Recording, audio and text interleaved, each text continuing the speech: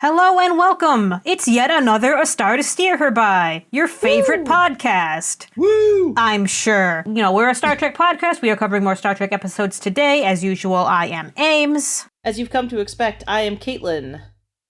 Jake? And left with a broken link, it's me, Chris. But wait, hold on. What the hell is this? It's our new What the hell ally! is this? Hi, I'm Ally Carl. Yay, we finally Hello, made an Carl. ally in the Delta Quadrant! Yay! Yes. Whoa! Just feel like it's in both of our best interests to ally. Okay, but listen, we want you to protect us, but we're not giving you shit. I hope that's okay. Oh, sure, that's no problem at all. I'm definitely going along with that. Right, so we're all Perfect. still trapped here in the Delta Quadrant. We are on episode 248. Woo! Goddamn. Woohoo! This week we are covering Voyager episodes Prototype and Alliances. So basically it's a to hell with the Prime Directive week because that thing just gets shit on all over the place. But we're going to start with Prototype. Here we go.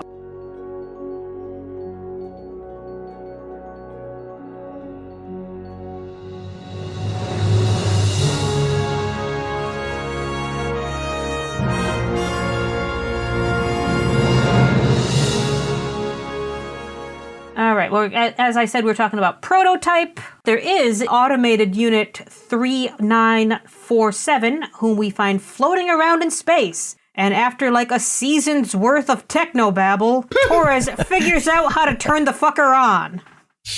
Meanwhile, Janeway cuts the whole thing short when 3947 starts asking for ways to help his people from dying out by maybe making more of them. Because, you know, Prime Directive, Prime Directive, Prime Directive. And that gives Torres a sad because she really wanted to help. But you know what? These things weren't meant to proliferate. Have you seen their faces?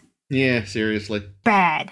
Real fucking bad. I just want to know, like, which 60s Doctor Who they, like, snatched these fucking things out of. It's terrible. Yes. So, while we're returning the robot to his people, he just straight up kidnaps Torres, because he's going to force her to build more robots for his people, and she reluctantly agrees so that the robots stop destroying the fuck out of Voyager. After a while, she builds Prototype 0001, who is ready to receive programming, or so he tells us 100 fucking times. Thanks, 0001. But then, another band of robots cruises in to bust up the place because turns out their builders were at war with each other, and when the builders reached a ceasefire, the robots killed their builders because they wanted to keep doing war because that was their function, and if they were obsolete, then they wouldn't be able to continue existing. So they're going to continue this war thing. Torres is like, "What have I done?" And she stabs 0001. Which evidently makes him entire scrap metal because the other AUs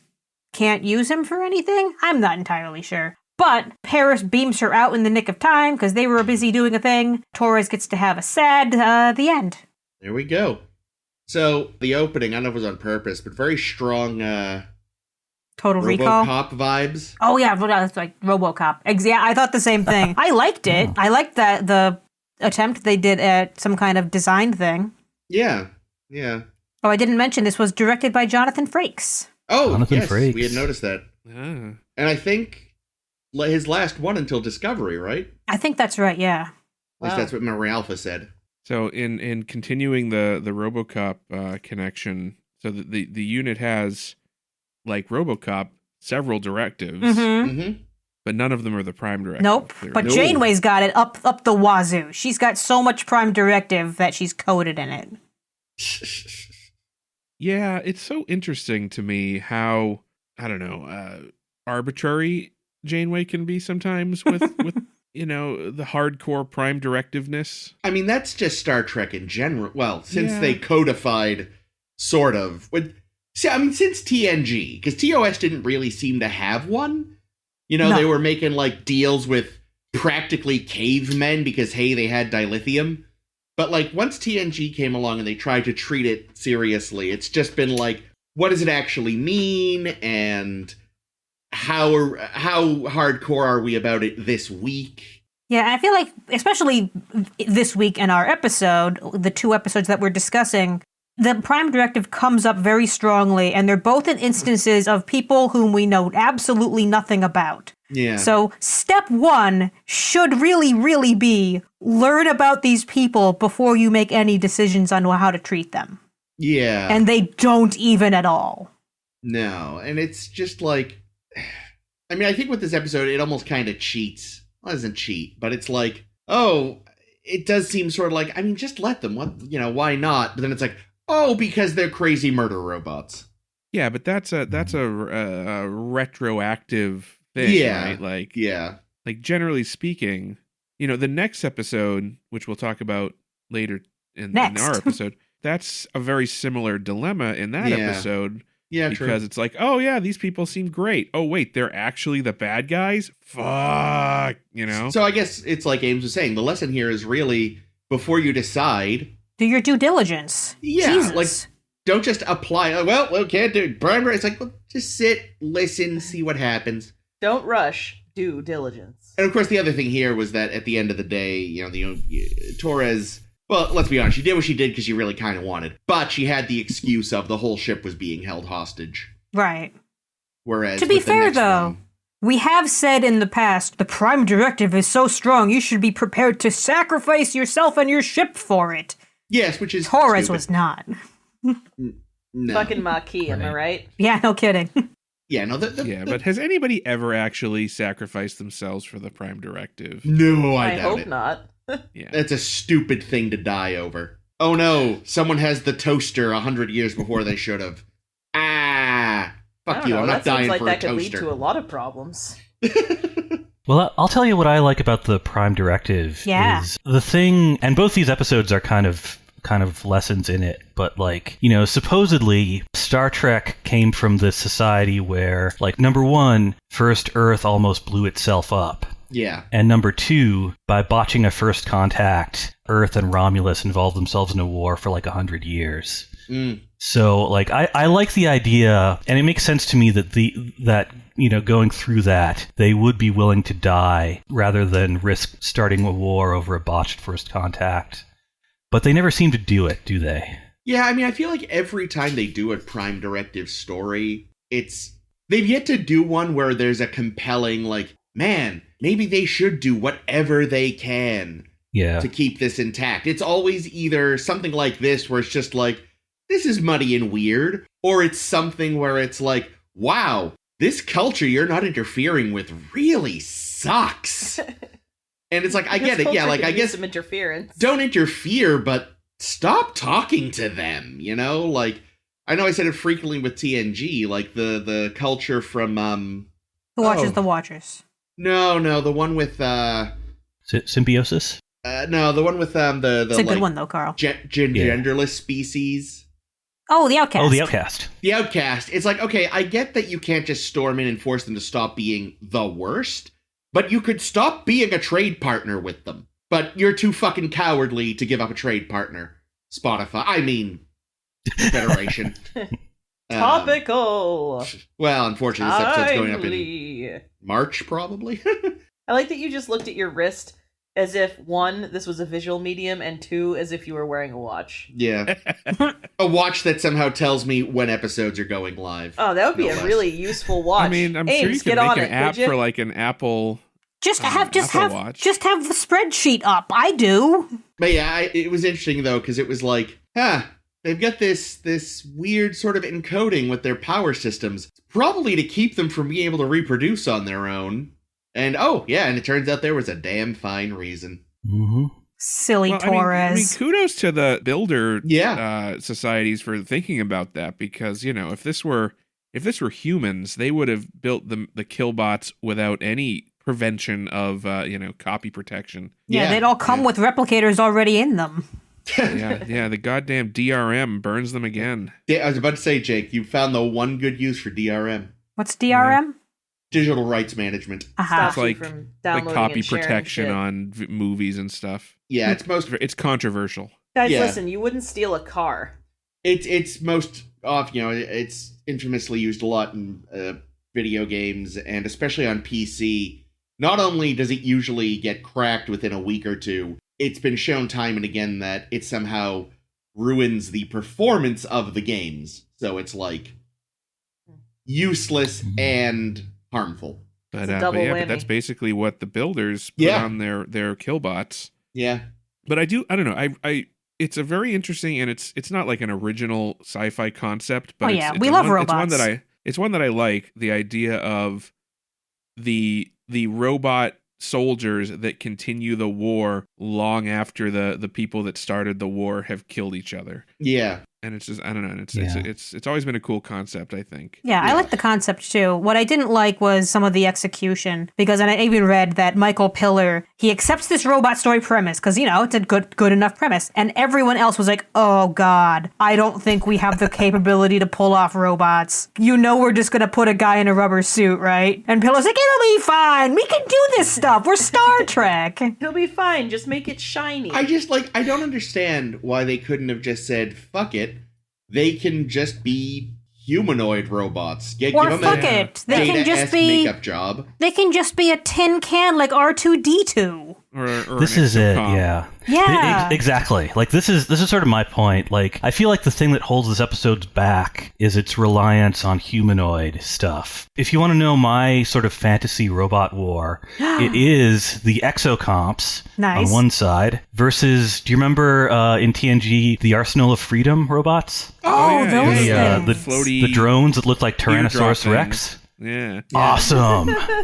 That's what would have made this pop, I think. Yeah. Well, the other thing that's funny to me is that whenever there's like mechanized, like autonomous soldiers and things like that, it's never just like, why isn't the ship itself a robot? Like, why does the ship need robot crew? Why not just make a ship that is a robot? That's a good point. Like the Cylons in the BSG reboot, right? In the original BSG, the Cylons were just piloting the ships. And they even look better than these guys. But like, in the new one, and I'm assuming Ronald D. Moore had something to say about this, the Cylons were the ships. Yeah, and it's interesting because Star Wars does both. Because in episode 1, you have battle droids piloting tanks. But then by episodes 2 and 3, you have, like, fighters that are themselves just droids. They don't have a pilot. The whole fighter is a droid. Yeah. Wow. So it's like, well, they almost got there, but there was still this weird, like, We've been trying so hard to forget episode 2. But, like, I don't know. I think that it's a lack of imagination and maybe the builders didn't have an imagination. They're like, okay, we need robot soldiers, so we should just make them, like, why not make, okay, if you need robots to pilot a ship, make a ship that's a robot. If you need robots to go and fight the enemy, hand to hand, make a robot that's just an array of fists. Yeah, just a weapon. Just literally a weapon. It doesn't even need to think. Yeah, just an array of fists on wheels, and it just pummels every other robot. That would be a bitchin' BattleBot. Yeah, right. BattleBots, right? That's what BattleBots. That's what it would look like. It wouldn't be humanoid bipedal things that are gonna topple over and be shitty and look ugly. I know, and they need, like, they just have, like, normal hands. They have, like, normal humanoid bodies. So they still need to have a weapon if they want to do any of the fighting for you. So you're not only building these droids, you're also building weapons instead of just building weapons that are droids. And that's the difference between, like something like Data, where the point is to make a humanoid robot. Like Soong wasn't making a robot for a particular purpose. He wanted to make a copy of himself. Yeah, he was going all robot Frankenstein form, an immortal robot version of himself with a bigger dong. With a bigger dong. When I was even thinking, like, I forget which episode I was thinking this during, but at one point I was like, why does the EMH have to use a computer interface? He should be able to just sit there and link directly. But of course, he is, to an extent, for lack of a better term, a consumer product, and you want people to be comfortable with him.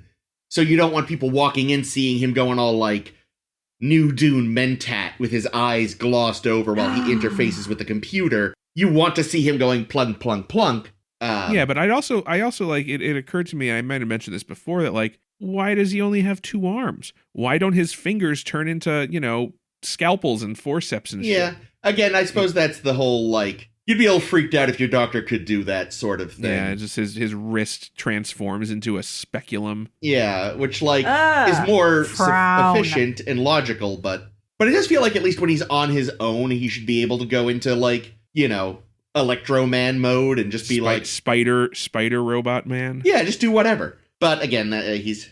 I suppose one justification, because we don't know a lot about the war before the robots killed everyone.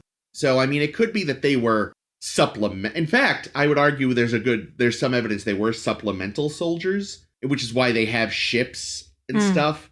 Because, I mean, the ship had an atmosphere for Torres. Did they feed her? Did they give her food? I don't think she was there long enough for that to be a concern. But she was there several days. She was? Oh, yeah. Because it was going to take 5 days or, 140 hours, I think, to repair the ship. To repair the Voyager, yeah. Maybe they just kind of skipped over that whole section. It's just like, all right, you're going to build the thing, and then a couple days later, hey, there's another ship showing up.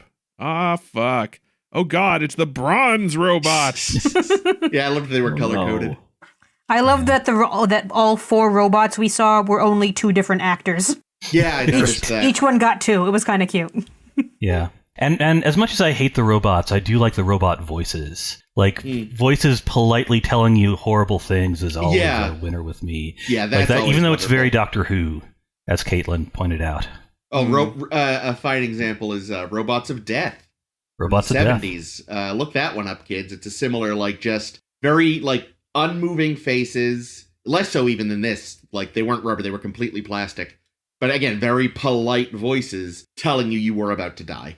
Honestly, though, with that, you were saying plastic instead of rubber. I actually feel like the plastic worked better because I would rather it be a completely unmoving face shield rather than... Yeah. Oh, yeah, no, I agree. Because whatever, like, when he was, in particular, when they, like, first focused on him when he was, like, laying on the bed, it almost looked like his jaw was kind of going... Plunk, plunk, plunk, yeah, you plunk. could totally see the actor talking. I didn't like it. Yeah. It was a weird choice. It felt In dumb. that case, they should have just had someone off stage speaking the lines, because they had to redub the lines anyway, because he was talking inside the mask. Oh, yeah, I'm sure it was all muffled and shitty. Yeah. Yeah. Oh, like he was wearing a rubber suit or something. I wonder. God, I wonder how much the poor bastard... Well, actually, in reality, he was probably just himself under the clothes, so... Oh, I also read that the poor guy, because, there wasn't really a way to breathe well in that thing. Yeah, true. So each time they did any filming, it would just be like, well, and then I would take a big breath of air, and they'd say go, and I'd go. Oh. No, thank you. Yeah.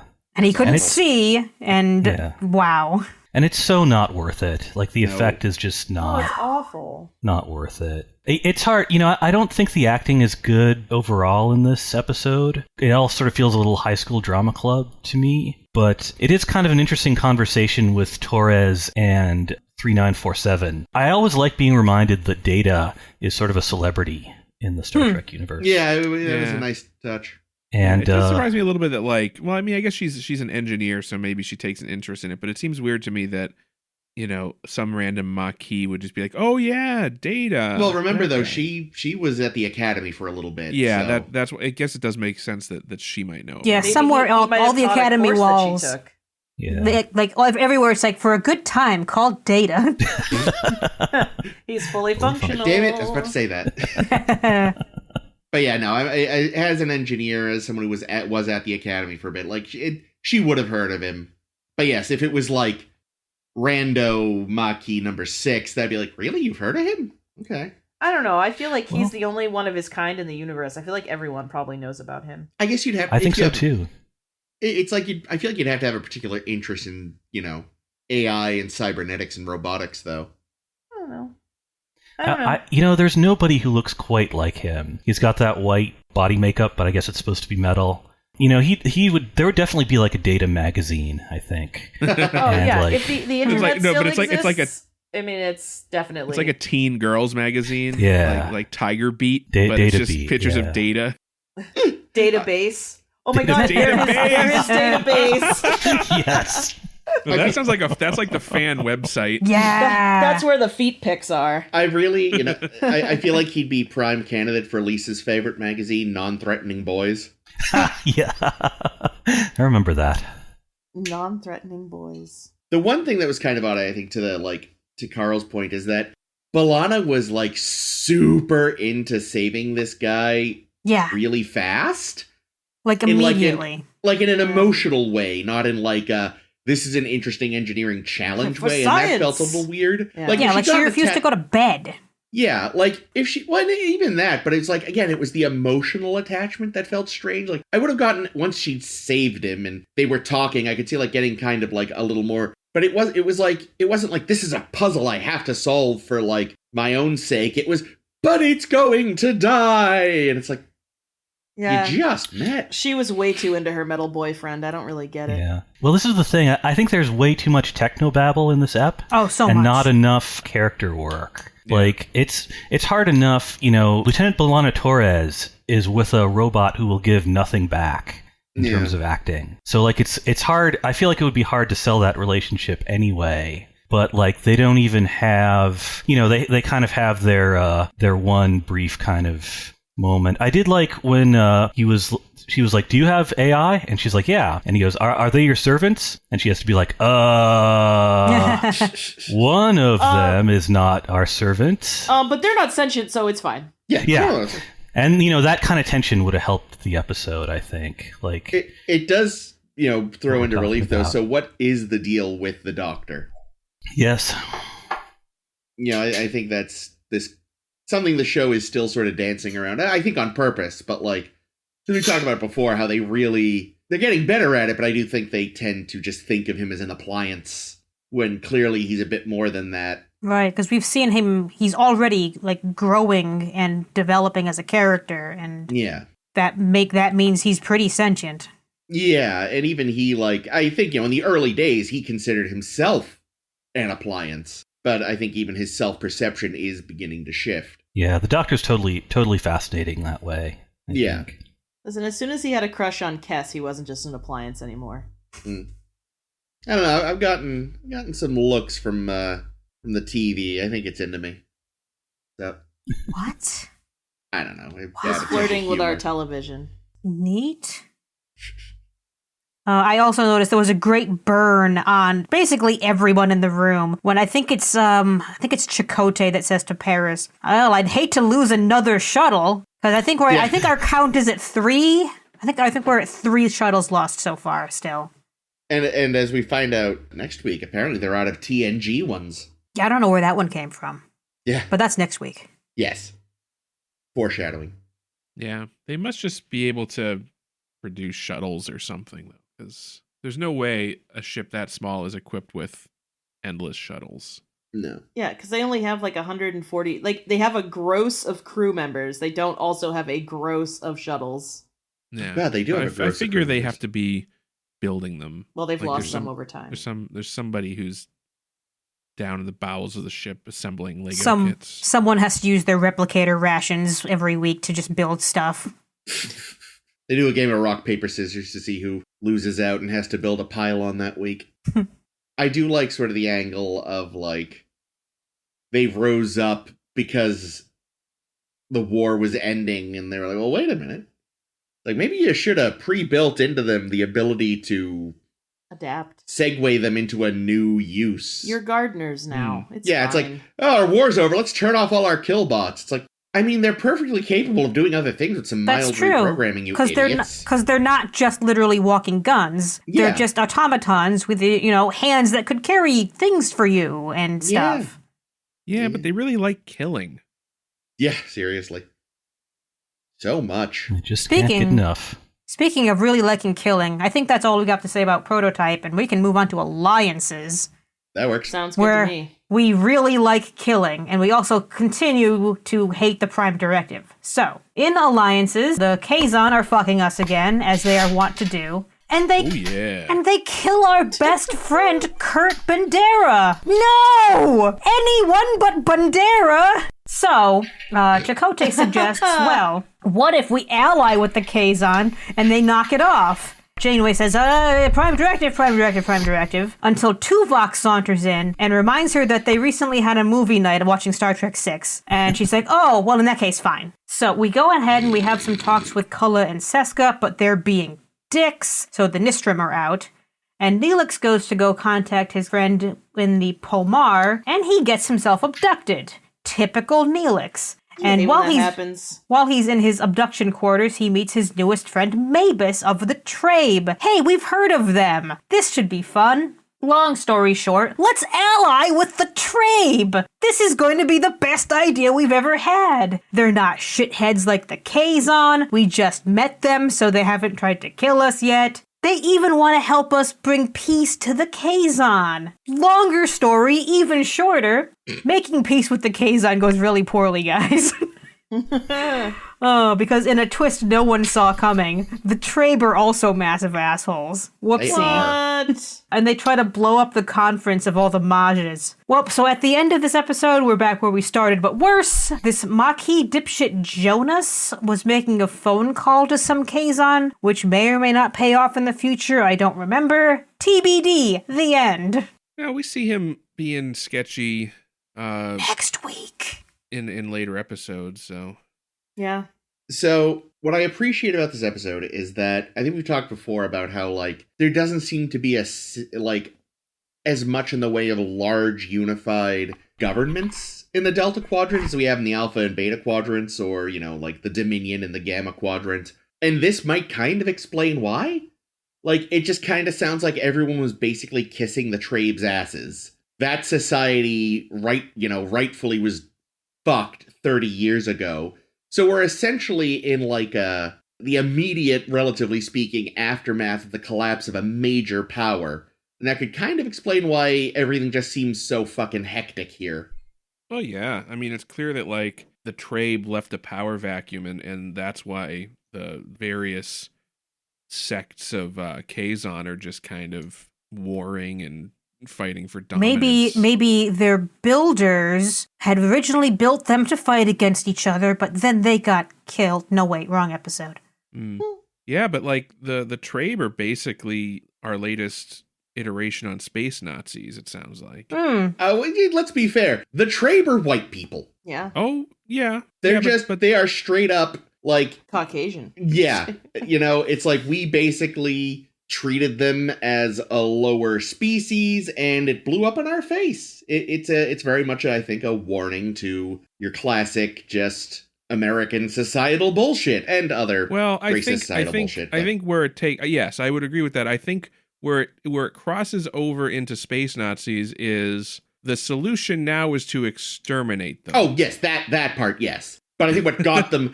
genocide. I forgot about the genocide. But I'm saying what got them into this mess in the first place wasn't even being full Nazi. It was just being racist in like a way that is all too recognizable. Sure. Without it even going into without having to go into full genocide mode. It's just like, we had them infighting by propaganda and, what's the word? Information control and this and that, and finally they went like, wait a minute, there's more of us. And well, it's like I said, this is what happens when the proletariat realizes they're the ones with the numbers. Yeah, but yeah, you're right. They then, rather than take the correct lesson, they just went full Nazi from it. Yeah. And this is why I really love this episode. I think it's a great Janeway episode.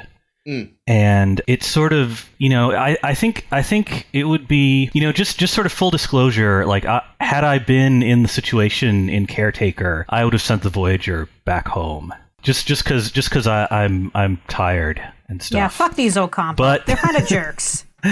But, the great engine of this series is that it is the one that takes the Star Trek ethos the most seriously. And, Prime Directive or no, Starfleet or no, this kind of proves that Janeway has no good negotiating partners. Even if she turned over all this technology, I'm pretty sure the Trabe would end up swamping the ship and killing them all and taking it. There are only 150 people here.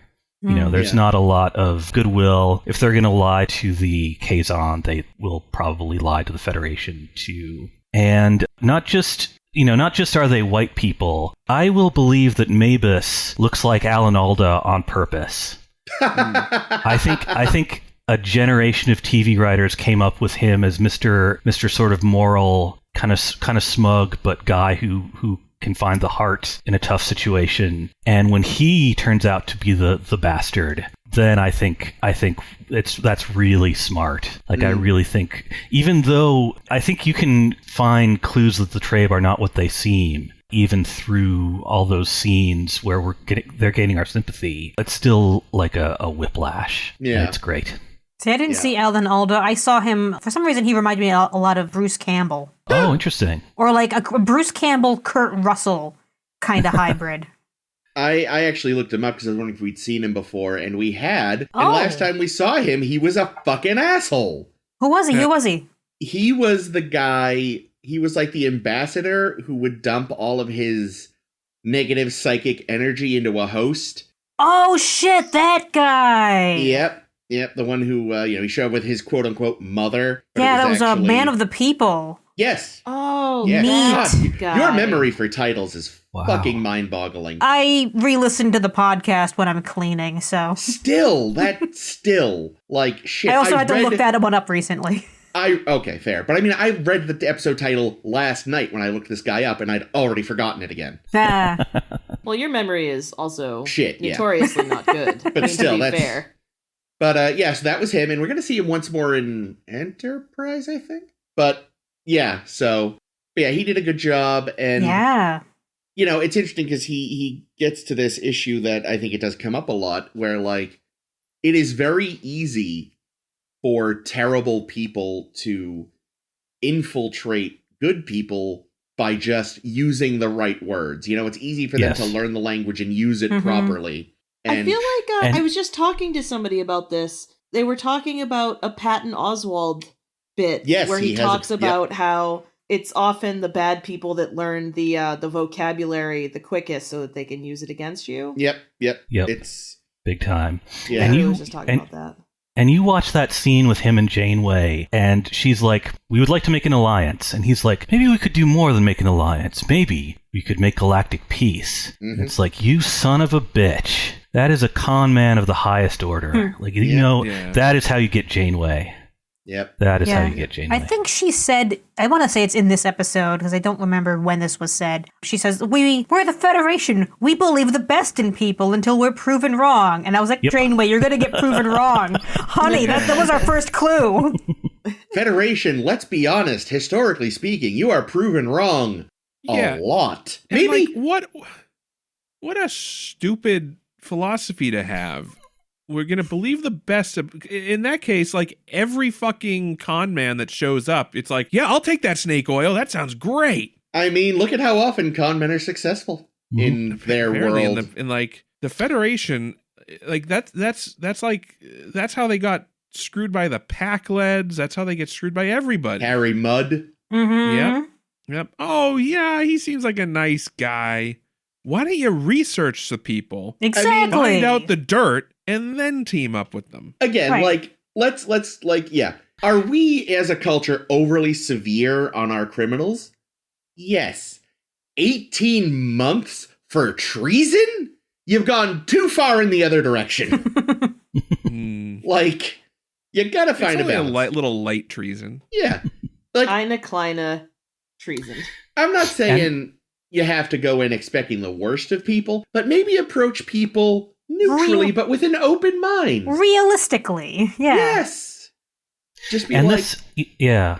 Go for it. And I will grant them they are often making first contact and don't know anything. A lot of times there's no place to research things Right. from. But, I think that this whole mindset is another reason why they need the Prime Directive. Like, it's not just for these other species. It's so they don't get sucked in and get snookered by the evil Alan Alda. yeah. Sure, but like, what the fuck is Neelix even doing? Like, what is his fucking job? know. His job is to make sure this shit doesn't happen I because he's know. supposed to be the fucking expert. I was so happy he was being useful because he's like, I have a contact that will help. And I was like, yay, Neelix is doing a thing. And then, no, he had no idea. He had the wool over his eyes about And, these like, people. And it's not just that, like, he's the fucking first one to fall for it. He's like, hey guys, I brought a fucking armada of fucking Nazis. Well, being fair, like, he knew who they'd been. He's been hanging around with these Federation, twerps for so long now. He's been infected by their let's assume the best attitude. It's like, well, he said they've changed. Yeah. Oh, yeah. And like, yeah, he makes a good show of it at He does. at that dinner where they're like, we were real mean to the Kazon when I was a boy. Oh. Like, You come wouldn't on, blame man. a boy, would you? Would you? Yeah, this is my favorite aspect of Neelix too, I was going to say, because like he's bad at all his jobs, but he is so guileless that he gets people to talk to them. Yeah. And my other favorite thing in this week regarding Neelix was he's in the conference room. He talks to his contact, and his contact is like, "Don't talk about the murder attempt here." And Neelix is like, "No, hold on. You better tell me everything you know about this murder attempt." And then he leaves, and then Janeway comes back, and Neelix is like, I tried to get more information about the murder attempt, but it's not happening. I think the murder attempt will probably happen. I Damn really you, Neelix. want not a series for the love of God, but maybe a comic book miniseries or just a one-off little novella Short or treks. something. Where are the short treks? Son of a bitch! Well, not and when you hear what is I want, you maybe don't want a short trek. Oh dear. Oh no. But I just want the stories of pre-Voyager, attempted sleazy con man who's terrible at it, Neelix. Yes. Neelix clearly is sort of a failed Han Solo in a way. Aw. You in a feel different way than Okona. Right, because the writers wanted Okona to be cool. Whereas, these writers clearly understood that Neelix wanted to be, this sleek space rogue and just was not. And I want those stories, I kind of want to watch his fuck-ups and his this and that. Really, he's, aside from the jealous Neelix stuff, which is bullshit. I hope we're over that, too. I want to believe them. Everything else about him, I genuinely, he's fun to have around. He's ridiculous. I enjoy him. Carl, I think you hit the nail on the head. He's guileless. And that's part of the appeal. Yeah, it's just very funny because I know, in the past, before we even started watching Voyager, you guys just shit on Neelix on principle because that's what the internet does. Right. But yeah, I feel like watching him and actually watching him with an open mind, that jealousy thing is really a bad idea, and I'm really that's horrible. I'm glad that they understood it was a bad idea. But the rest of him is he's just he's a guy. He wants to help. He's got more nuance than I thought he did. Yeah. People, I think it's a lot of projection with Neelix. Mm-hmm. I think people don't like him because of the things they don't like about themselves. The thing I hate the most about him is his jealousy. And you know what? I'm one of the most jealous motherfuckers ever to live. So, I think that's everybody. I think that everyone is afraid that they're, fucking annoying, like he is with Tuvok. And I don't know. So yeah, the one thing I will say, because Caitlin brought this up when I was talking earlier about Neelix being not as bad as everyone says, the one thing, and this isn't the fault of the actor or even the writers in theory, the one thing is, his design isn't that nose. What is that nose? That is one thing I will say. It's a pee-pee. If you look, It's the Dan Aykroyd in yes. Yeah, movie dude, what is it nose. called? It's Nothing But Trouble. Nothing but trouble. Yeah. Nothing but trouble. Yeah. I will say, his makeup maybe is also not the best.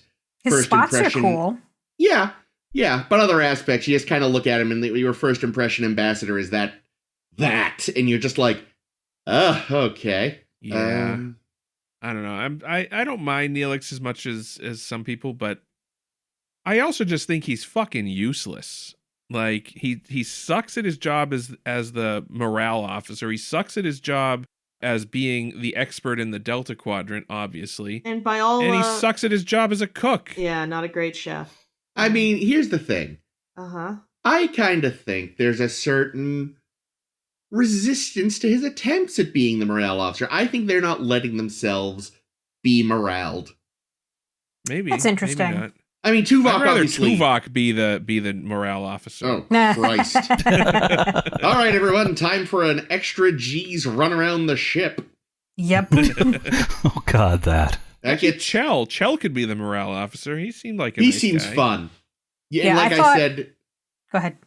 Like I said in the episode, he's got a big Disco Bones medallion under that, Yeah, he does. Oh, no, he does actually, doesn't he? Because we've seen it, yeah. Right, yes, I forgot. It's not just something we made up. That was the show confirmed. No, he actually has that. Yeah, that's what I said. So when he's off duty, he wears the full Disco Bones suit. That's what it is. Yeah, so my thought I thought at the very end of the episode when Janeway's like, well, now we've made enemies of everyone, which was the opposite of our plan. Tuvok up security, like 1,000% everywhere. And Tuvok's like, yes, 10Ks for everyone. Was this the episode where I kept saying, Captain, I just want to say, again, I told you so? No, that was Prototype. Damn it. This was the one where Janeway got to say, I told you so. It's I told you so weak. Every fucking time in that fucking episode, every time. Oh no, they killed a guy and took Torres. I fucking told you so, Captain. Did that guy die? Or was he just zapped? I guess I thought he died, but they sort of said that there were... I think they actually confirmed that no one had died, so no, I guess he's still alive. Yeah, I think they it looked like somebody got shot, but I don't know. Well, because B'Elanna got zapped by it later on and was fine, so... Right. Anyway, sorry. Wrong episode. So in the robot episode, we had a reference to Data. In this episode, we get a reference to Spock. Yeah. Because, he made Tuvok peace. brings up the whole Klingon Star Trek 6 thing. Didn't bring up the Romulan thing from Unification, which was surprising. That's still in process. That one under the rug. That didn't go so well. You gotta show the examples of success. They bring up that one in Discovery a lot. Well, because it eventually worked out better. Yeah, but I couldn't help but think that, like, by the end of the episode, there should have been a scene with, knowing that Tuvok's a fan of Spock's, where Tuvok's like, well, they may have been space Nazis, but you cannot deny how efficient they were. Yep, accurate. Oh boy, it was really weird when he brought up Spock because he was like, there was a bit. It's like everyone's heard of Spock. Just like probably most people have heard He's of Data. bringing up Spock like she wouldn't have heard of him. It's like, look, Tuvok, yes, most humans haven't heard of, like, Surak, maybe, but they've heard of Spock. You don't have to be like, there was this luminary, Spock. It's like, yeah, she knows. She read about him in fucking elementary school. Spock is like the Data of Vulcan. Well, but I was just going to say that. Like, you say, obviously... There's a Teen Beat magazine for him, too. Oh, yeah. And Janeway went all the way through the academy. Jesus Christ, he probably showed up and lectured one day. But here, which is what I said about Data. But wait, here's my question, though. You think it's more likely that people would know Spock than Data? I mean, again, I'm talking about, like... I'm just asking. You were, like, kind of like, I don't know if anybody would know about Data unless they had... Well, like, also someone might not know about Spock unless they had some interest in diplomacy or some shit. Well, because at this point, Spock has already made a lot of history, whereas Data is still sort of in the process of his life. I mean, yeah, Spock's his making alive, history is existing, and he's still doing that. Yeah. It's also well established that in Star Trek, the crew of the original Enterprise are all celebrities, and everybody knows who they are. At least in all of the Starfleet. episodes. Oh, that explains Bones' disco suit, then. That's how he gets the ladies. Yeah, that's true. I mean, Janeway knows who Kirk is, definitely. Yeah. Yeah, like, it's safe to say a career Starfleet person has heard of Spock. Yeah. So the other thing about this episode, because we talked about how Janeway seems to be easily swayed by this guy, and I'm wondering if, like, her because, like, she comes from a scientific background. Mm-hmm. Yeah. She doesn't really come so much from a diplomacy background, and I wonder or an archaeology background. Or an archaeology background, for that matter. Yeah, so I wonder if that's, like, a lack of diplomatic experience on her part, or, like, if it's just not, like, because there's desperation too, she's though. out of her element trying to, like, build, form diplomatic alliances. I think it's just because he's pretty. Is he? Wow. Sexist much, Caitlin? Speaking of Jeez. sexist much. No, but I think it's easier I think it's natural that, like, the Kazon look like shit, and this guy looks really, like, nice and well dressed and all this. That's true. Well, I'm just saying, like, I feel like that's just, like, I'm not saying that it's right, but I would just feel like you'd be more comfortable with, like, a seemingly, like, well-dressed, intelligent. Doesn't hurt that he's also a honky like her. No, yeah, well, he's definitely a honky. That's true. Did you guys notice how freaking sexist Kala is? It's nuts. Oh yeah. Oh, is that the one Yeah. that Seska's hanging out with? Yeah, well, they Yeah. started injecting a bit of that in his earlier appearance, Mhm. too. He started injecting it, all right. But yeah, it's Ooh. really up to 11 this time. We're gonna have a fucking Maury episode Yeah. pretty soon, considering how Seska has told both Chakotay and Fuckface that it's their kid. I was just gonna mention that. I genuinely don't remember, but I'm assuming it's... I feel like she is insane enough that what she said to Chakotay is the truth. It's a Cardassian plot, so yeah, it's true. Hey, oh, you're right, it's a Cardassian plot. It's actually Tuvok's kid. Yeah, that's what we're gonna find out. It's even a Kid's deeper gonna bit come of out as a weird. Trabe, and it's gonna be like, what? It's gonna come out as a Seska, tribble. your baby crazy. What do you guys feel about Seska as a character? How do you like what she's doing? She's entertaining. I like her. Yeah, she's interesting. It does feel in many ways very Cardassian weirdness. I kind I- of think that the most interesting thing about her is like the subtle changes to her makeup each time, Hmm. as she's like Interesting. getting her Good touch. Cardassian stuff back. Yeah, you she know? started coloring in her spoon. Yeah, she is just so ruthless, and I love it. Like I don't know what I think about like the baby subplot, but like I like That's- that she's using it at least. Yeah, Like- I wish it didn't exist. Yeah, I kind of wish it was something else, but it is getting her to like a ruthless place. And then like you have to wonder too, like having been on Voyager and then going to this place where her gender is berated all the time. It must be like, man, Yeah, but she's Probably- manipulating them without them realizing it because they don't give Yeah. credit to a woman. that's the other thing. Like she is the most powerful and smartest. Yeah, in a like way. it definitely feels like he's trying to rein her in after realizing after the last episode that she was totally running the show and he is not succeeding. Yeah. Well, she sent out all those invitations without asking him, and it made him very unhappy. Yep. Also, we're apparently down to 6 factions this week. Yeah, I missed the Ogla. I wonder what happened to Nog. Well, They're they just in a different part of the. no, there was Space. a guy there, but it sounds like they merged with somebody because now they were the Yeah. Oglamon, I think. Yeah, it was Oglamar. Ogla something. Mar, I yeah. thought that was just a different sect. I didn't. Yeah, but it could be a merging. It's a Oh, that'd hyphen. be interesting. 'Cause they- Ogla-Mar. Yeah, because early on they had talked about like how constantly the factions were fluctuating. Yeah. And he dressed a lot like Nog's branch, so I kind of assumed it was a Hmm. merger situation. That was I mean, knowing like this history of the Trabe and the Kazon does make me feel somewhat more sympathetic toward the Kazon. Oh yeah. Oh, definitely. Hmm. And like also I don't know, if I feel like at this point it's like, okay, yeah, these people have been through the fucking ringer, Yeah. and I don't know, it's just it makes a lot of what they do make a lot more sense. I It think does. the Yeah. infighting is still a problem, but like, yeah, Yeah. It's kind of like the Founders, too. yeah, a little bit, yeah, same idea. You've been under somebody's boot long enough. When you get out from under the boot, you might have a chip on your shoulder. I did like the new costumes for the various sects, like I actually the ones that were on the host planet, they're the best dressed Kazon we've ever seen. It's very nice, like dark matching uniforms. Yeah. Whereas other ones had sort of a theme that was followed, but always this sort of slapdash look of like we just kind of threw some stuff together. These guys like have a tailor somewhere. Are you saying this because you know our activity today is going to be looking at more uniforms? I did not know that was this week, honestly. No, so that was an unintended foreshadow. Yeah, which, when that's great. we look at more uniforms, we're going to realize, because I watched this episode and I realized, oh man, the Kazon are actually in distinct uniforms. I thought they just wore what the fuck was laying around. Damn it, Kazon, ruining everything. But we'll talk about that at the end. Yeah, but like if the Kazon ever do get their shit together and unite the clans, watch the fuck out. You Yeah, know? no, they'll be a major government in the Delta Quadrant. They also know if you're going to take any part of Godfather 3, they know the cool part to take. The helicopter blowing people away from the window. Which That's the is, only again, part. Which is also they reuse that in fucking Into Darkness. Oh, they use- do? They do. They have. Oh.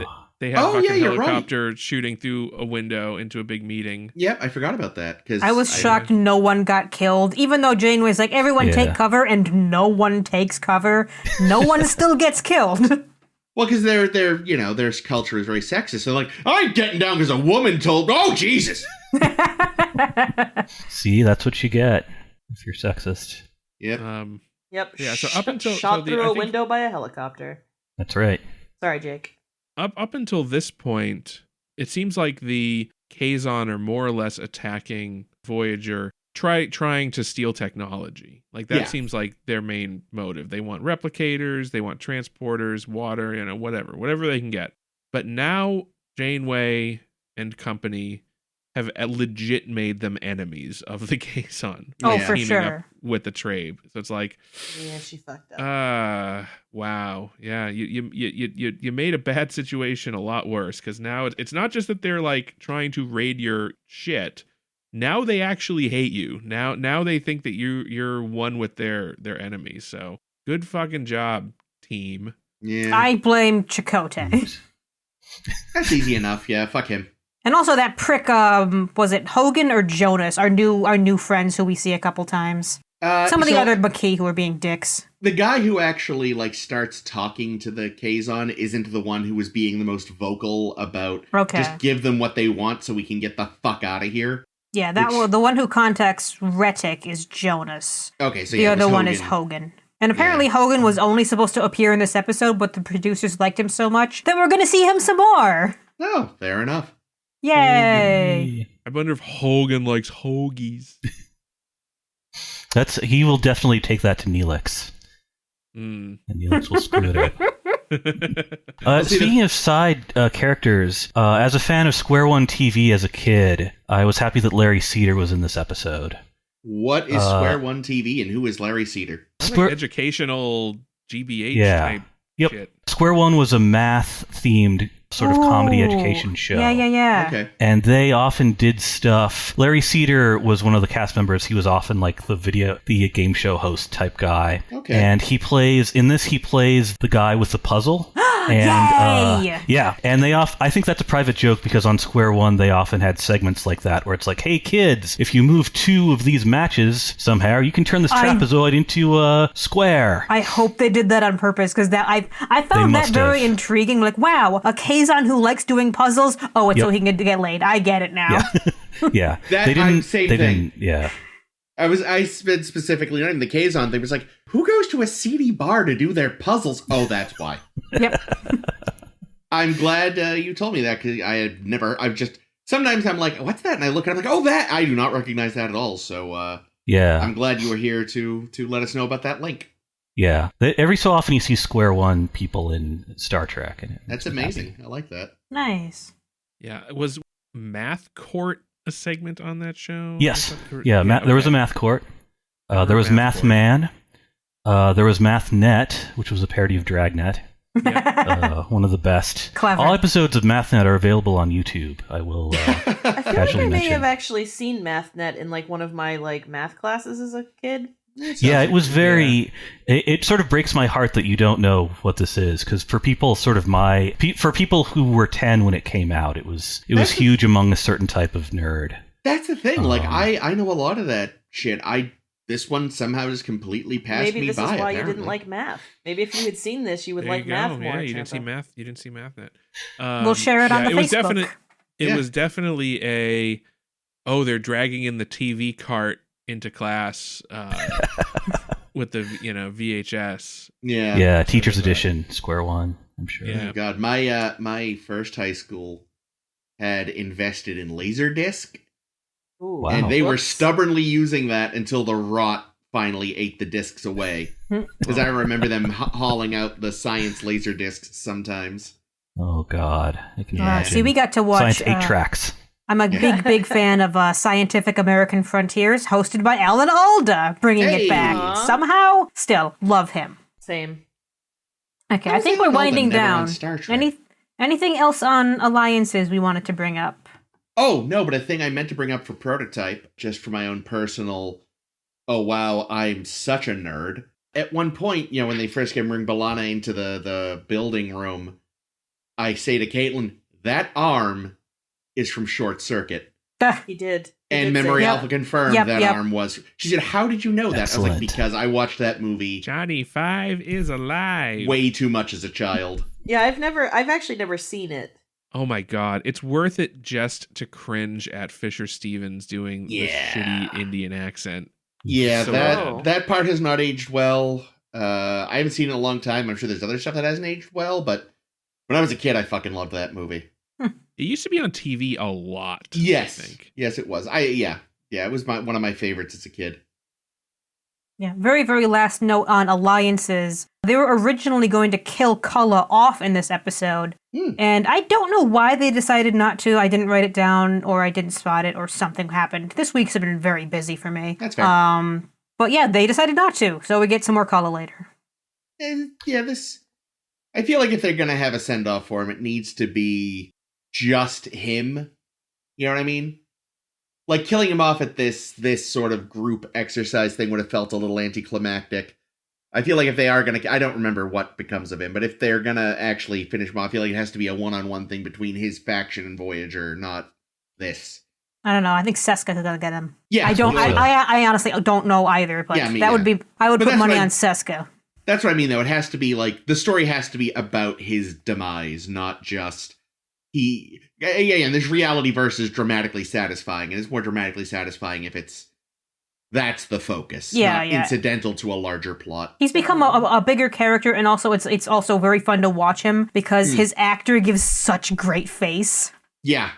Like, damn. Cheekbones for days. I don't know how much of that is the makeup, but just cheekbones for days. And just every look he gives, you're like, well done. Yeah. All right, but speaking of Cullen and the Kazon and all of our new friends, they're aliens. And you know what we're going to talk about this week for our blogtivity are alien uniforms, because I think this is the last one I have scheduled. There may be more in the future, obviously, of our uniform discussions. And this time we're talking about alien uniforms, or at least aliens who have uniforms that I can say definitively, yes, those are uniforms and not just what they happen to be wearing today. Yeah, that's where it gets complicated. Yeah. All right, so I'm sure I missed a bunch. So right now I'm qualifying this as species who are kind of the regulars who we see a lot, so not like a one-off or someone we see like very briefly in the background or something. Mm-hmm. And we're going to start off with our best friends, the Romulans from TOS. With their wonderful knitwear. Yeah, their costumes are so fucking colorful and fun. I like the asymmetry a lot. Both yeah, the asymmetry is cool. And the cuts are a little bit, too, looks like. I mean, it's pretty fun that, like, even when we see them in TNG years later, and it's no longer, like, knitwear, but they still have that, they've retained the pattern that the knitwear caused. Mm. Yeah, it's like a kind of textured effect. Yeah, there's a consistency between those. Yeah. Can we talk about how the dude in the middle of the screen here kind of looks like he's doing the Zoolander or whatever? No, we can't. Oh, okay. Because we're talking about uniforms. Isn't that guy in the bottom middle, isn't that Stonn as well? That's Stonn. Yeah, because we saw him in Balance of Terror. Yeah. Oh, just a heads up for all our listeners at home, because when we say, look at so-and-so, you can see all these up on our Tumblr. The link's going to be in the notes, and you can just head over to our Tumblr, SSHB Podcast, and look at all the visuals as well. Yep. Or you can just look them up. There's a ton of Romulans on Star Trek Timelines. Watch all of TOS and spot them when they come up in episodes. This is what they wear. They wear this kind of colorful shoulder thing, and then the rest of them is this gold, shiny, kind of textured material. Yeah, I suppose the sash is definitely, again, sort of a tie back to the whole, like, Rome thing, which that doesn't actually make sense in universe, but is just continuing the gag. For parallel development. Ugh. The shorts on the men, I think, are quite silly, though. Oh yeah, they are kind of shorts, aren't they? Yeah, they look like Bermuda shorts, or like like boarding shorts. Like you would wear them with like your Element sweatshirt while doing a half pipe or whatever skateboarders do. Yeah, I think Romulan Commander Lady looks fucking great, though. I do like that costume a lot. What's funny, though, is like their boots are probably the same length since the guy's boots vanish into the shorts. Yeah. But her boots were made for walking. True. And that's just what they'll do. One of these days, we're going to look at another slide. All right, so I'm clumping these by race, because later on we see the Romulans again in TNG and Deep Space Nine. Shoulders. And they are basically granite bricks. Yeah. And they wear quilted garbage. I forgot that the first appearance of the TNG Romulans did retain the, like, shoulder sash to an extent. Oh, a little bit, yeah. That's in, not Conspiracy. We're back. Yeah, That one, the We're Back episode. A Romulan Is it the story. neutral zone? Yes, Is it it's the just- neutral zone. Yeah. Good call. See, there's But one then I they- didn't know. With our buddy Mark. I was going to Yeah. say, there's Mark Alemo. And then- So, do you think that they wear these really big shoulder patty things to be like, you know when cats are mad and they arch their back and they puff out their tails? Like, is this like some kind of, like, what do you call it? Defense mechanism? Not defense, but I was going to say to look more threatening or to Like look an illusion, more... sort of. Mm-hmm. Yeah. I don't know. I can't think of the word, but yeah. Do we think this is it? Is this a Romulan puffing up? I mean, a lot of what Romulans do is puffing up, so yes, let's go with yes. Yeah. Yeah. What do you think of the harnesses, too? Because they're very obvious. I appreciate that they're no longer trying to hint at Earth culture, because that doesn't make sense. Mm. I guess, again, before really looking at them like this, it never really occurred to me, but I'm nothing against them. They're fine. They're a unique look for them. And we can't say that they could use a belt because they've got them. They've Yeah. got so many belts. They've got They a look belt, good. they've got a mid-belt, they've got a shoulder belt. Much belt. Wow. Again, everyone's wearing shorts, except the guy on the far right. He's got proper trousers on. Well, proper trousers, but like in a TOS length. True. Very short pants. Yeah, no, they're fine and they're distinctive. You know, you see them, you know right away, I'm looking at a Romulan. Yeah, because they're kind of silly. But yeah, I think you see them enough as well that you just get used to them, too. Yeah, exactly. They all have the same haircut. Kind of just noticed that. Yeah, what are they, Is that Vulcans? like the one? Yeah, they all have Spock's haircut, really. That's the one thing they retained from the culture. They were like, you know what? Guess. We decided a lot of what the Vulcans were up to was dumb, but fuck, they nailed it with the hair. Yeah. All right, we do see some more Romulans, because we're going to look at the Romulans that we see later in Deep Space Nine, and I think a couple times in Voyager somehow. I forget how this works. Yeah. But I remember somebody, I want to say Ron Moore, but somebody saying, like, can we change the Romulans? They look like fucking brick walls. Can we slim them up a little bit? Yeah, they So did they kind of chill take out. the padding down. Yeah, they chill out on the shoulders, which helps. I don't know. I don't feel threatened at all now. I think they missed a I'm step. gonna fuck with these guys. Jesus. But And find out. but they are still recognizably Romulan. They've still got the like quilting pattern, as Jake pointed out. The harnesses have become sort of just bandoliers with a belt, but it's still there. And they're allowing them to have a haircut modification where the haircut's the size of a V. Yeah, that's funny. Yeah. I notice. That's true. Is It that? dips- Do you think that is intimidating? Oh, yes, very. Mhm. It accents their eyebrows, too. Yeah. I have voiced before that the only redesign that really sticks in my craw is the deep V on Romulans, because the whole thing was they look exactly like Vulcans. Ugh. I mean, didn't they kind of like retcon that in Picard? A in little that bit. There are some Romulans Some that have it and a some V don't. and some that don't. Yeah. So Which I is think like- of how they had to try to get themselves out of trouble with the many Klingon designs. Oh, it was And then come Discovery, they're like, no, we're going to do it and not explain it at all. It's like But it's kind of better when they don't. Yeah, you know, yeah, I just let it don't. go. Yeah, I mean, when we see Enterprise try to explain the Klingon change, it's Oh, like, dear. you know what? It was Data's fault. Yeah, it's like I'd have preferred you just let me. Like again, I said it at the time. The perfect explanation was in DS9. We don't talk about it with outsiders. There. Yeah. This is the only time I bitch about a redesign because it's like no, but literally the point was. Anyway, that's not. We're here about close. Yep. For a second, I was thinking of including the Romulans that we see in Picard, but I don't think we actually see anyone except so I wouldn't know if that's a uniform or not. What about the siblings? Well, They don't wear in like uniforms. they're in like That's a true. weird. Yeah, like we don't know. But I'm not going to talk about her today. What we are going to talk about are some more Romulans who we see in yeah. Nemesis, because they give them this kind of like bathroom floor tile pattern I was gonna say, it looks like on they these jackets. smashed. Oh yeah. It's like they smashed a copper disco ball and Yes. Ooh. took the mirrors What? from it. made him a mosaic. Aren't these like specifically like the Senate? I think they are, but I love these shirts so much that I had to show you guys. That's fair. Yeah. That is fair.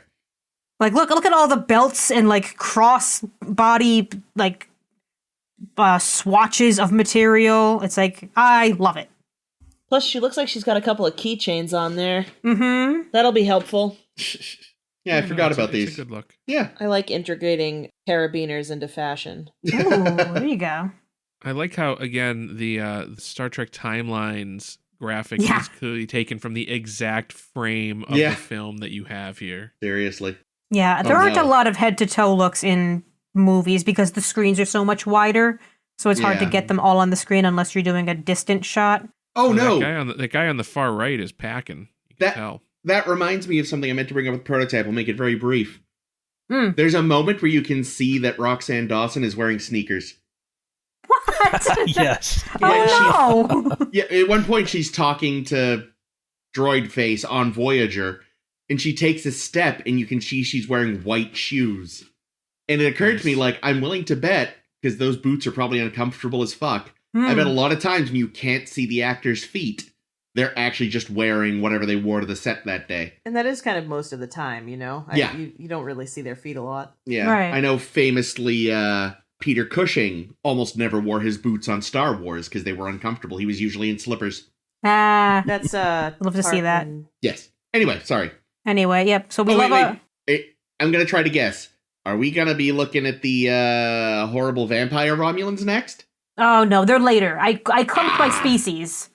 Damn it. So first we're going to look at You're right. Klingons, but I do have Remans later. So be prepared. Yes. But we're backtracking a little bit just so we can look at some Klingons. These are the TOS Klingons, Well, look who at are Koloth. so shiny. Hi, So Koloth. shiny.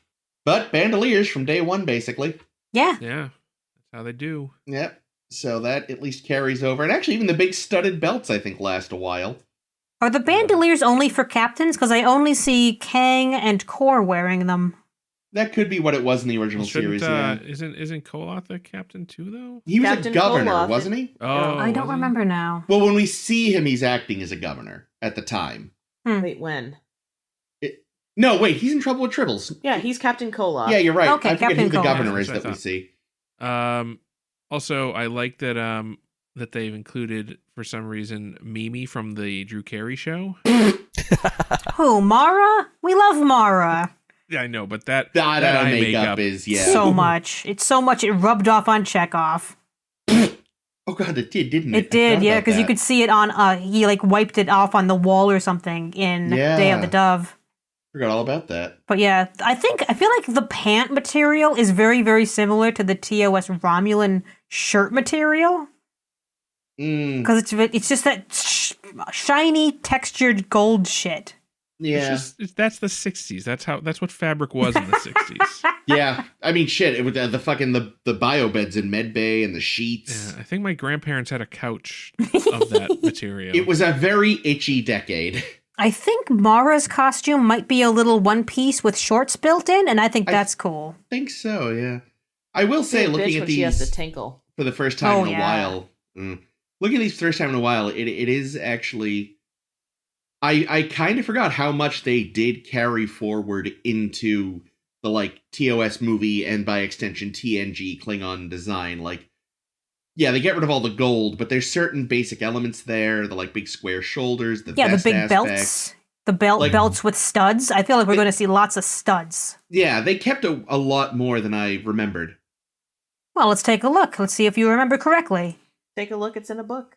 Because I'm going to clump first by the TOS movie Klingons Yep. whom we see. And it's not quite uniform. They were just a lot of just general big, bulky gray stuff. Yeah. But there's sort of like the rule seems to be vests only with long sleeves underneath if you're not a cool boy like our favorite Klingon there. Ooh, Claw. Yeah. Ugh, he's awful. Notice Um, the shoes, because the shoes are so fun. Oh yeah, the Holy spike shit, shoes are the you can best. still get these at Hot Topic, I think. I can't remember. I think the spikes on the shoes is something they eventually drop, which is too bad. When did they drop? Because I'll look forward, but I think we see them all through TNG and DS9. Oh, good. Good. I guess it's just an effect of not seeing the boots much in anything. But yeah, they kind of landed on something they liked with 1 and then just did permutations on that going forward. Exactly, yeah. Yeah, no, it's very, again, it's very familiar. It's like, yeah, this is basically what they are going through the remainder of, It does look like we have them to blame, though, for bald men who insist on having ponytails. Now, am I mistaken, or is one of these people not a Klingon? Oh, you're right. The one with the... One of them's wearing a mask. Yes, that's but right. he's dressed like a Klingon. He is dressed like a Klingon. The one with the sniper rifle. You're Yeah, right. they have Colonel West in timelines. So that's Odo. Yeah, that's Odo. The guy on the right? Yeah, that's Rene Auberjonois. 1. Of course, that's Mark Leonard on the far left. Yep. Making him, I think, at the time at least, I don't know if this has since changed, but at the time he's the only person who have played a Klingon, a Romulan, and a Vulcan. Oh. The trifecta. I wonder, yeah, I bet you could check that. If anyone's done it, it's our friend Phil Morris, but I'll have to check. Everybody always talks about getting the Tony, the Oscar, and the Grammy, but Yeah, so rarely do they discuss playing those 3 races. Yeah, the plus I don't know. Yeah. Anyway. Try, yeah. We see a ton of Klingons once we hit TNG and Deep Space Nine. This is... Oh, it's the sisters. What up, titties? I love the way you arranged this. Okay. Well, because you just put him front look and at Gowron center. in the middle. Of course, I put Wonderful. Gowron front Like, and center. that was just In perfect. fact, I think I got his boots from Hot Topic. Like, I was kind of kidding before, but I own those boots almost. And there's, of course, Cisco. Who's that on the far right? Is that actually Klingon, or is that, like, O'Brien Klingon? Yeah, that's it kinda O'Brien looks like Klingon. O'Brien. Okay. The art's not the best, but I love Yeah, that you guys they can tell. range. I'm like, I don't know. And Kalar, of course, being the best. Oh yeah, I love her. But You yeah, kind of not- notice again- they're way more uniform now because they all have this kind of little horseshoe thing on the yeah. chest. Yeah, so they do. is that like? Do we ever see Kalar in a military outfit? Like, Yes, we do in Yep. The Emissary because Very she and briefly. Worf play dress up. Oh, that's right. When they're playing on the holodeck before they bang. No. Worf- When they're fooling the Yeah. Klingons who are in cryo. Oh, okay. Yes, you're right. You're right. And it looks like they very possibly just literally put Worf in Christopher Lloyd's costume from 3. Yeah, I don't have a copy of him somewhere, but you can definitely check that.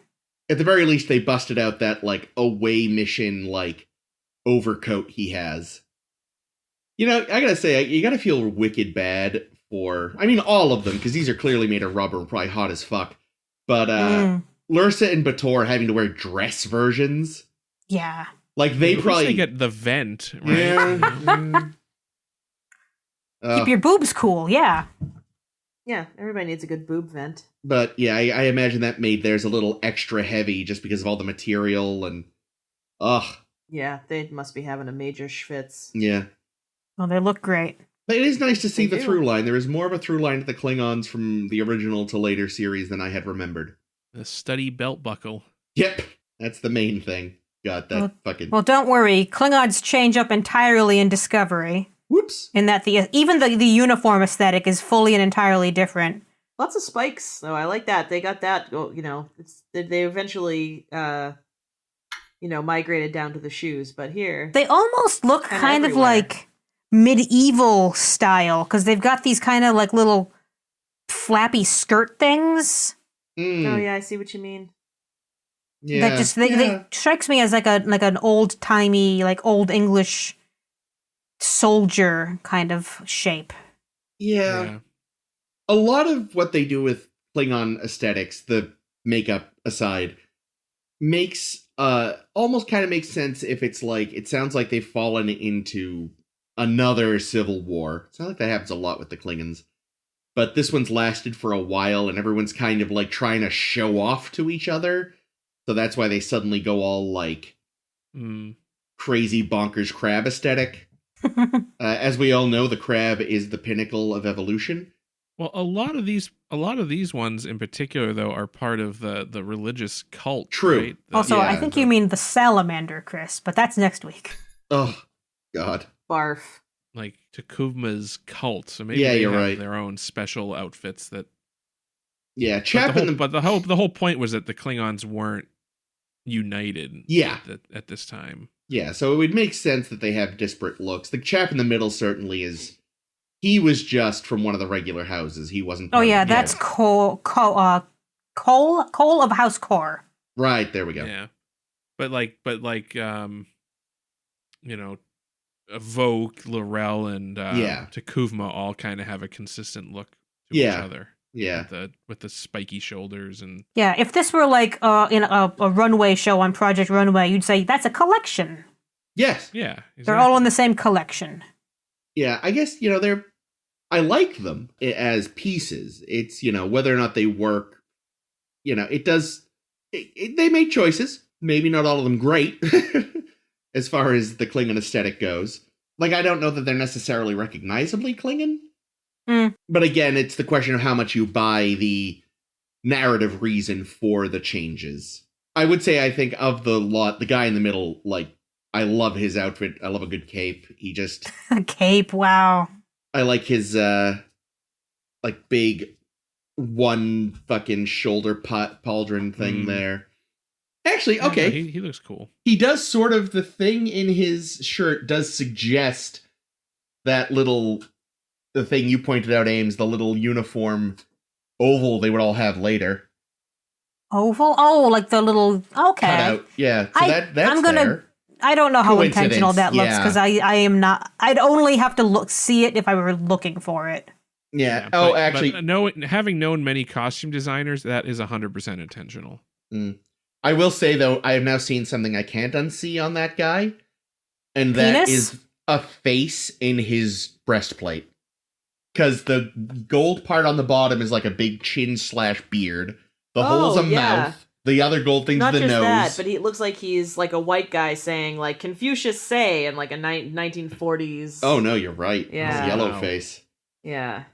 Rough. Weird. Well, Anyway.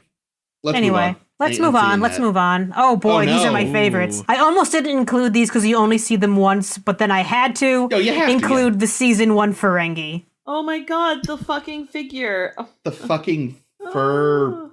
What? Oh, God. He And looks it's like so he's fighting fake. with a fiddlehead, that one. Like everything with the first appearance of the Ferengi, everything's just a mistake. Yeah. Everything. The boots. Look at the fluffy boots. Yeah. Whatever, Tom Brady wears Uggs. I was about to say, oh God, they predicted Uggs. Yeah, no, these were bad.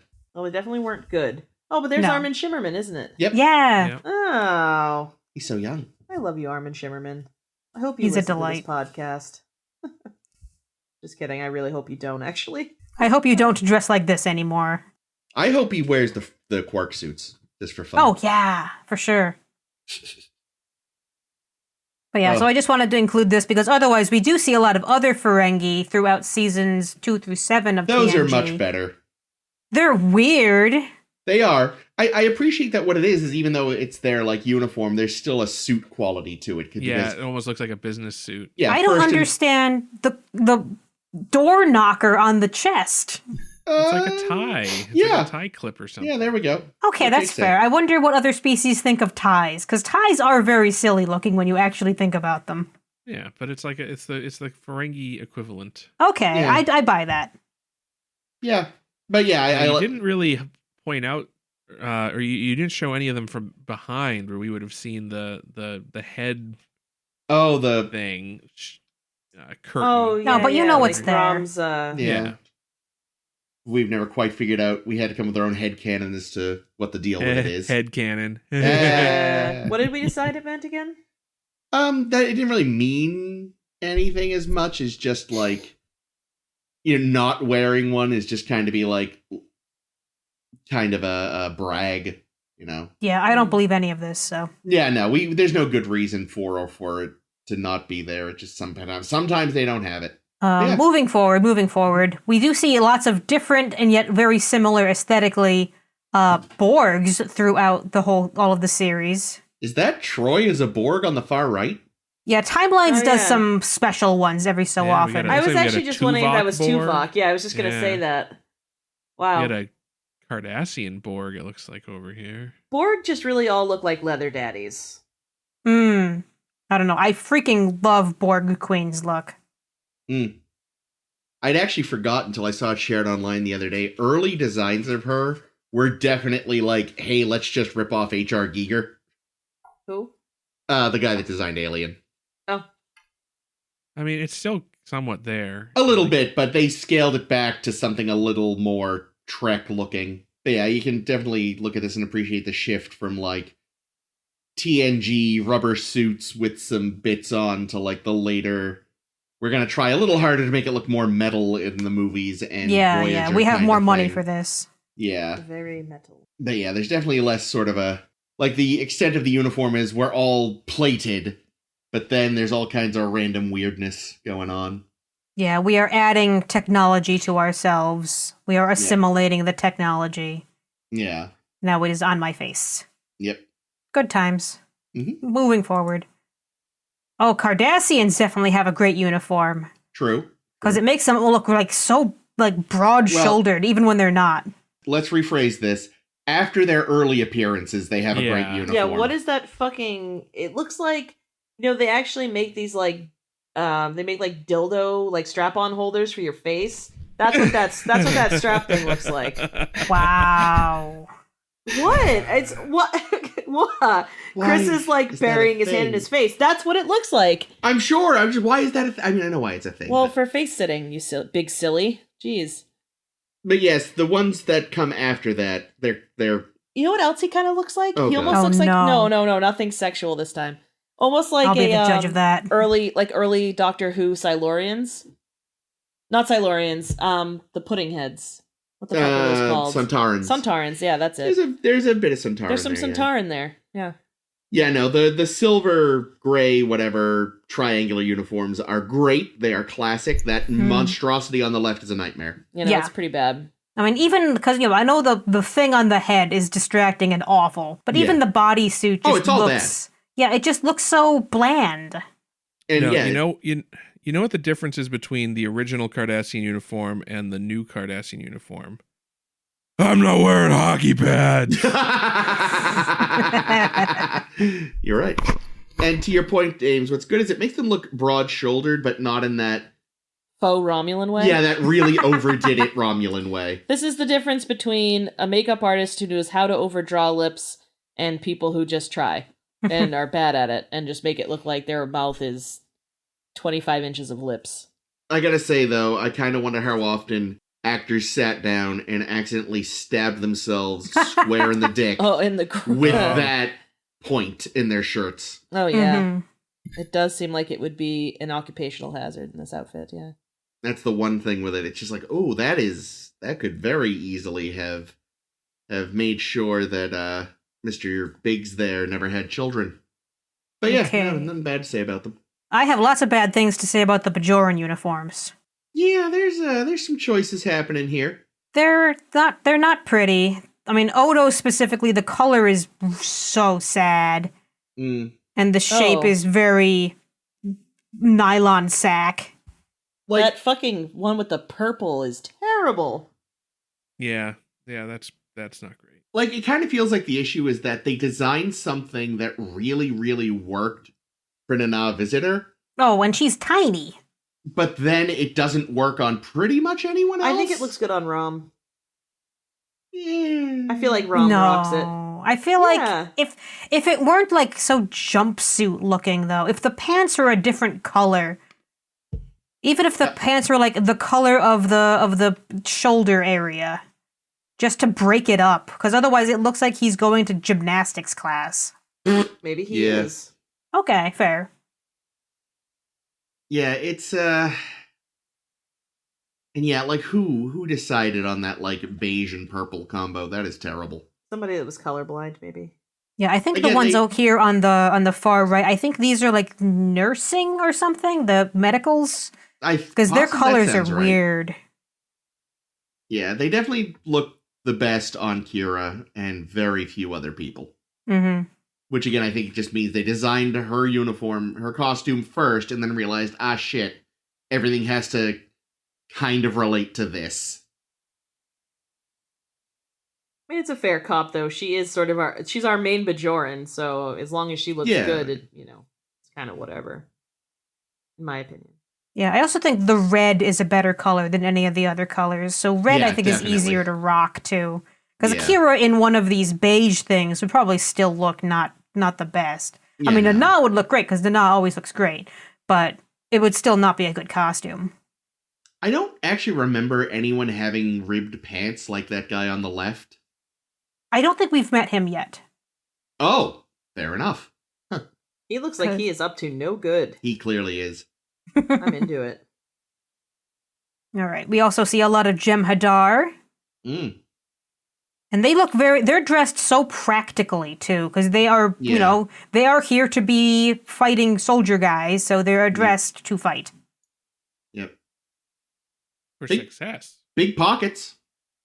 They know the value of a pocket. Oh, yeah, look at these pockets. They have places to put things. They have a like place to put their utility white... vest. Yep. Yeah. Oh, yeah, I'm all into a vest. I wonder if your rank determines how much chest you get to show off. Nice. Nice. Good guys.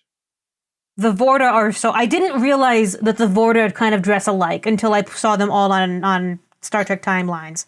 Yeah. Because even though they all have different colors, like the shirt shape... Yeah, it's all that it's all that wrap shirt thing. Yeah. Yeah, it's like the wrap thing with the big... What do you call the lapel? Is this like lapels? What are these? It's sort of a lapel, for lack of a better term, yeah. They're just huge flappy bits Yeah. that are a different color than the rest of the shirt. Look at all the Wayuns. I love Wayun. There's that smug bastard that walked into a wall over and over to death. Oh, That poor Kevon, he's thing. great. Yvonne. Poor Kevon. Iggy Pop there. Looking all weird. Yeah. Even when we first met Eris, the first Vorta we met, even she's got kind of like the big flappy bit shape on the collar. I gotta say, seeing other Lady Vorta whose name escapes me in full Kalana. like that. Thank you. Kalana? Kalana or Kalara, one of them. Works for me. She kind of looks like a ringmaster Which one is With that? the stripes. in the middle there. Oh yeah, I can see that. Yeah. If she had a whip in her hand Yeah, or just put something. a big top hat on her and she's going to be introducing the Flying Fellini brothers or something. Yeah, but even though she's dressed differently, she's dressed, to show off the titties. She's still Yes. got like the stuff Yeah. up across the shoulders, so it's still in the aesthetic. Yeah, and the wraparound things. Some of them have the Captain Kirk's Fat Day shirt wrap. Some it closes further in. But yeah, you're right. There's definitely a consistency there I never appreciated while watching the show. Yeah. I was glad to see them. Yeah. We also have the Breen. We see My a bunch God. of Breen costumes. This changes everything, Ames.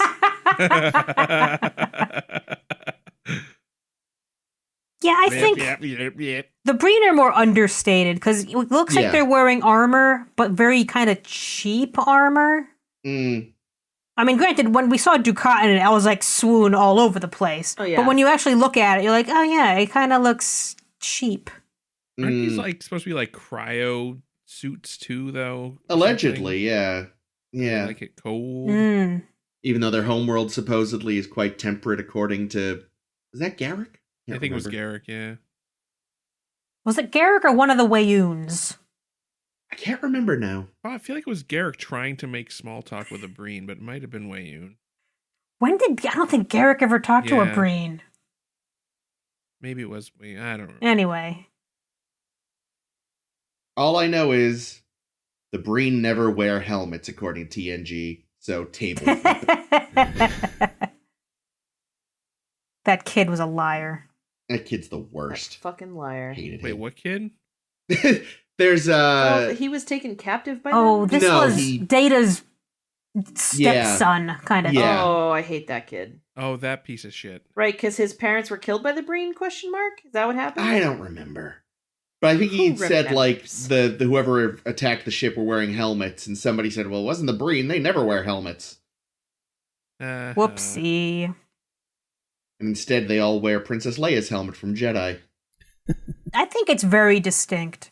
All right, so these are the ones I'm less familiar with because when we hit Enterprise, we're going to see lots of Andorians. Yep. I'm excited. I like them. And they do definitely have a uniform for us to look at. It is very leather. Very. It is very sexy and tight. Yep. Mm-hmm. We have another Wayoon over here. Andorian uniforms are tight. You still watching pitch meetings? Yep. Oh, yeah. Nice. Oh, fuck. I amuse myself. Yeah, they got good pants. And They fit soup, because considering it is like a very, very tight suit, it fits them very well. Yeah. So kudos to the costumer, taking their job seriously. Pulling a shirt on over your head when you got diddly bobs. Well, I'm sure they sew them in. Right? So they could probably like pull them down or something. Yeah, well, because like hold them close to especially their in Enterprise, head. they're fully articulated. Yes, so that's true. They are. they could Oh just my like god, I fold them can't up. wait. I'm so excited. I really like Andorians. I mean, the actors couldn't, though. I assumed that we were talking about like as a race of Oh, creatures as a actually race, putting- yeah, but actually as putting shirts in on. universe. Out of universe, who knows? Oh, did I not include the Remans? I thought I included the Remans. I guess I didn't. Well, it was a Rats. bunch of bad late 90s goth club gear. No, I love the Reman clothes. Fair. I forget why I didn't include them. Maybe it's because we don't see them. We don't see enough of them or something to Yeah. get multiple screenshots. They're all basically dressed like the Picard clone whose name escapes me. Shinzon. Shinzon, thank you. Shit's on. Yeah, but I remember the Viceroy was dressed differently. Was he? Okay. Yeah. All I know is it looks like they were probably sweltering even without the makeup. Poor buggers. I feel like that's a common problem in Star Trek. True. I mean, the Cardassians are hot, the Breen are fucking hot, everybody's hot. Everyone's so Everybody. hot. The Borg. I gotta say, I didn't mention this when we were on the page, but Senator... Breenac? It's a fake. Breenac. Nice suit. Yeah. I assume that's a suit more Good than a tea. uniform. Yeah, because he's a that's- senator. Yeah. It's like a. But it definitely has the new Romulan shape. It does. But it looks good on him. It's a nice jacket. But yeah. All right, so as usual, we're going to pick your favorite, pick your least favorite. This is a tougher decision, I think. Because a lot of them I'm just so used to seeing the race dressed this way, so a lot of them I'm just like, yeah, that's how they dress. Yeah. I think my least favorite is definitely early Ferengi. Not a bad choice. It's close with it's almost like too easy. It's Yeah. close though to I would say my second least favorite might actually be, I don't know, tied between Bajor and Breen. Yeah, I'm going to give my least to the Bajorans just because I feel like they did not, at least the Ferengi had an idea. The Bajorans did not look like they had an idea. I gotta go with the early Ferengi because I had an idea and holy shit is it bad. It's just, they look like fucking cavemen. What is going on? It is. I was just thinking that. It Yeah. looks very caveman. Well, I should Add say a they look like what old movies thought cavemen dressed like, I should say. How about you, Jake and Carl? What are your least favorites of these? I'm having trouble with the least favorite. I think. Frankly, they're all terrible. Yeah, I mean, there's Yeah, only a couple yeah. that I don't like, so. Yeah, like for me, I can't divorce my opinion of the portrayal with the costume of the first appearance of Ferengi, just because I look at it and I think of that terrible episode and the and Terrible the fucking everything. The hissing dancing and the around. dancing and the Yeah. whips.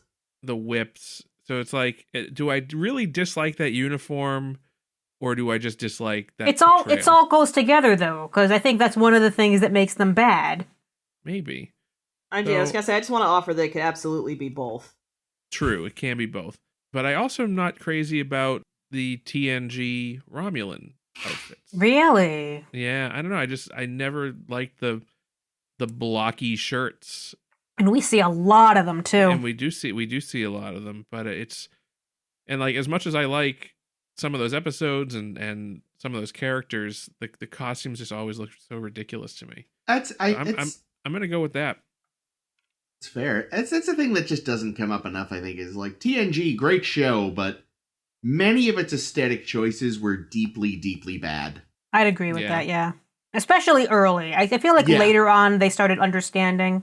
Well, But then They some got of them more are- money. And got some of out them they the were stuck 80s. with, too. Yeah, I was about to say, yeah, like, they got more money than they got out of the 80s, which, let's be honest, the 80s, by and large, was just, for everyone, an aesthetic nightmare. It was a really bad decade for so much, looks-wise. I feel like the Romulan shoulder pads definitely only happen in the 80s. Yeah. Yeah, it's like the power suit translated to space. Yeah. Nice. Do you have a least favorite here, Carl? Yes, I think I'm going to go with the Discovery Klingons. Ooh. Not because they're terrible, but they're just, I found them sort of derivative. I certainly don't mind them changing up what Klingons are, but when you go to that from the cool Michael Dorn era Klingon, it's just sort of, I think it's derivative. I feel like it's a piece of the Dorn Klingon and then add like Nosferatu. Like, yeah, there's a little bit of Riemann in there, isn't there? Yeah, I guess there is. right. Yeah. And so they were then ripping off the Riemans in some way. So I just think it's not, looking at all these together, I sort of realize I'm disappointed how gray everyone seems to be. Oh yeah, I know in Deep Space Nine, whenever there was Cardassians and Jem'Hadar on the screen together, Oh, you'd be God. like, "Gray!" Yeah. Yep. And it's like, I didn't realize how much I liked the TOS Romulans. Oh, yeah, just right. plain for being like not gray and not metallic. Like, Would you call could them wear your that. favorites? No, not quite, but they are up there. Mm-hmm. Yeah, I think favorites is harder just because so many of these are so emblematic. It's true. I'm gonna go with Andorians. Nice. They look like they want to have weird, kinky sex, and I'm here for it. I'm gonna give it to the TOS Romulans. I forgot just how distinctive they were. They look kind of friendly, which makes it more easy for them to trick you. Oh yeah. Yeah, they're very mod. Yeah. And I'm also gonna go with TOS Romulans with the caveat they can't be wearing the fucking helmet. 'Cause the helmets are awful. Oh, yeah, no, not those. But do you want to make that many ears, Jake? That is, that's like half the reason they did. Oh, it's entirely the reason. I am Anyways, very, very tempted to give it to the Vorta. that's Just because They they're are so wonderful. they're so unique and they're so like nothing else you see up here. Yeah. And I don't think I can look at any of these and say I like them better. No, that's fair then. Go for it. Yeah, give it to whoever you want, my friend. Yeah. All right. How about you, Carl? I had the Vorta first as well. Oh, brilliant! It looks like that is the most alien looking of all these costumes, I think. And it's not just the colors. It's not gray, which I approve of. And just the entire look. Like, I buy that as a humanoid life form that is not human. The most. Well, there we go. Awesome. I think that brings us to the end. And of course, I was certain I missed a whole bunch of alien races that I could have covered, but you know what? I'm one person and it takes me a long time. And it's too complicated, and as we yeah. discussed, you never really get a great look at Vulcan uniforms if there No, are you any. don't. You And tend then to it's see a question ambassadors is, and stuff. yeah, are these uniforms or are these like cultural clothing or are these like business suits? It's like some of them are like too difficult. These ones were obviously like, these are the uniforms. These are the ones we can discuss. Yeah. Yeah, if you want to hear our opinions on other costumes, other uniforms, find a screen grab because I don't want to because I'm done. I'm done with these today. Speaking of being done today. Yeah, I say that, and then, Jesus Christ, upcoming at some point we're going to talk about, like, bridges and captain's chairs, and I'm regretting it already. Because there's so fucking many. And yet, so few, because they were mostly redresses. But they're very distinct. No, I know. I'm just saying, like, like, they're simultaneously many and few. Yeah. In universe versus I real complained world perspective. to Chris yesterday that I thought, oh yeah, captain's chairs, that'll be an easy one to knock out. Doing my research, learned they changed the fucking chair between every fucking movie. God damn it. Hate it. So many chairs. Yeah, but that's another week. Also another week are going to be our next week's episodes of Voyager. So next week we are covering Threshold and Meld. Here it comes. Gonna be a good episode. I'm not even going to spoil, but damn, I think it's going to be a good discussion. Smelled. Yeah, so definitely check us out next week for that. Keep following us here on SoundCloud or wherever you're listening to us right now. Could be Apple, could be Google, could be Spotify. Is that a thing? No. What ones are we Spotify. on? Yeah, we're joining the Neil Young protest. Done. Success. You can also follow us on Facebook and Twitter and hang out with us there. Make sure that you're following the Tumblr, because that's where all these pictures for all our Blog activities are. Yep. And you can interact with us on the Tumblr and check all of that out. I think that's everything. So then, anyway, this has been Ames. This has been Caitlin. This be Jake. This has been Chris. This has been Carl. Thank you for Yay. joining us, Carl, and thank you Thank you for having me. Thank you for allying with us. You bet. You You're have not nothing to going fear to- from me. You're not going to bomb the Kazon, are you? No. I good. don't like Godfather 3.